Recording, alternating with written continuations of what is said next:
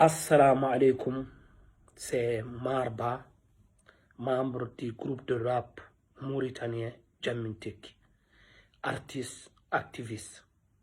Donc le but de cette vidéo, c'est de soutenir le village de Ngaoulé. Et il faut dire ce qui s'est passé là-bas. Il y a 2 semaines passées, des activistes ont pour soutenir des manifestations.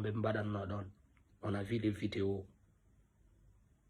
Et c'est vraiment désolant que Ouro, Bado no Mauritanie, no Yadjiri et no Fotiri, les gens, à la Kebinji, sont dans nos villages récupérer nos terres.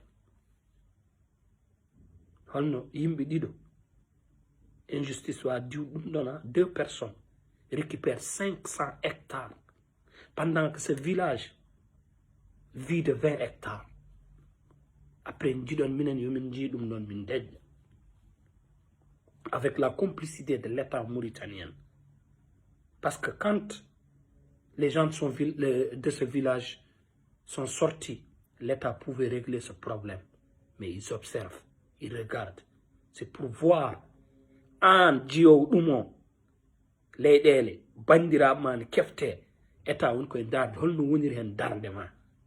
So tawi ad observe ad ndara a halta hen a yahara hen. Be kefte leyɗele ɓeɗon ɓe duttin ɗumen e tampere.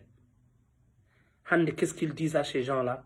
Ramenez-nous des papiers. On ne mbawi addirde kayitaji les années 89 onon tacciniɓe kekɗon kayitaji mabɓe. Si ces 2 personnes peuvent se procurer des papiers de 500 hectares, jibinaɓe nder leydi ndi, nder village mawnuɓe ɗon ɓe, so lawol rewino lawol, ɓe nona kayitaji namdete. Des gens qui sont nés là-bas, qui ont grandi là-bas, qui ont fait toute leur vie là-bas. C'est parce que vous les avez déportés, vous avez déchiré leurs papiers et vous avez déchiré tout.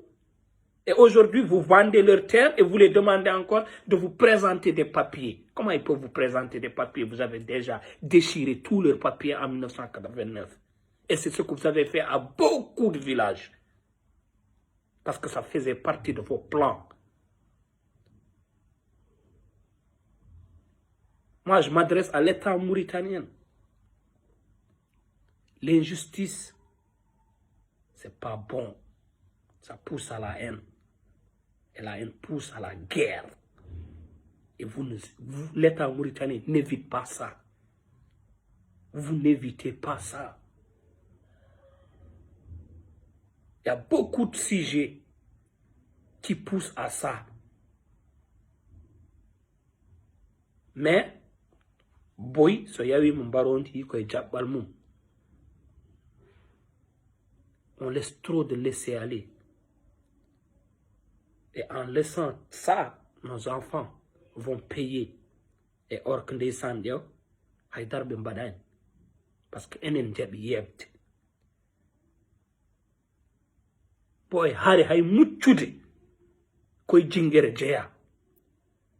Comment les gens peuvent observer oɗon ndaara bandiraɓe mon leyɗele mumen jiɗi heftede mumen, yimɓe ndaara en diƴƴen cali haalde.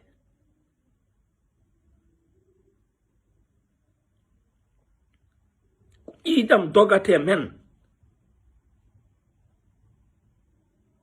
ko kewi ko fof mi foti dartade. Gumɗo jarani hollude asaman. Eɗen jogui hakkillaji men, eɗen jiya. Ils font tout pour nous éliminer de ce pays. Enen jooɗi jonde. Ça va aller à man jogor yaade.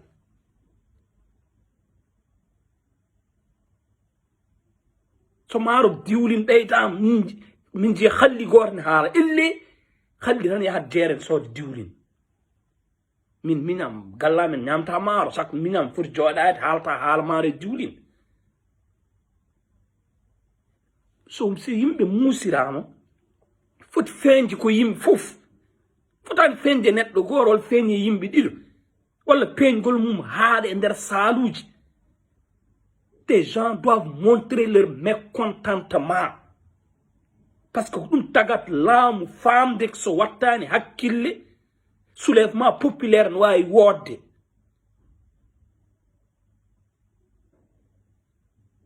Ngawlenaɓe, on doit les soutenir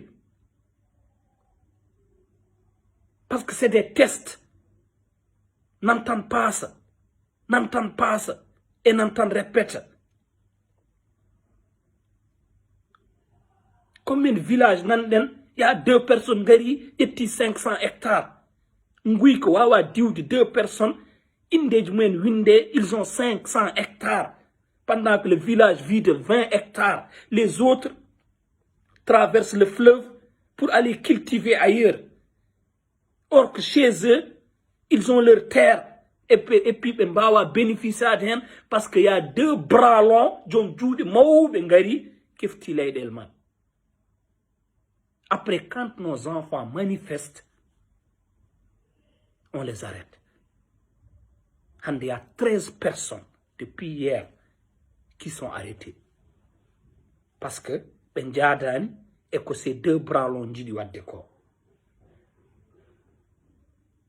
Vous cultivez Teruji, Janan de Tajomen Ngouri. Kefton Leidel, Janan de village. Comment une personne peut venir dans un village à Hodain Don, à Maunain Don, à Jibinak Don, bien de Jaydon 500 hectares. Mat Jibinak Don ben d'ailleurs que 1 milliard d'hectares.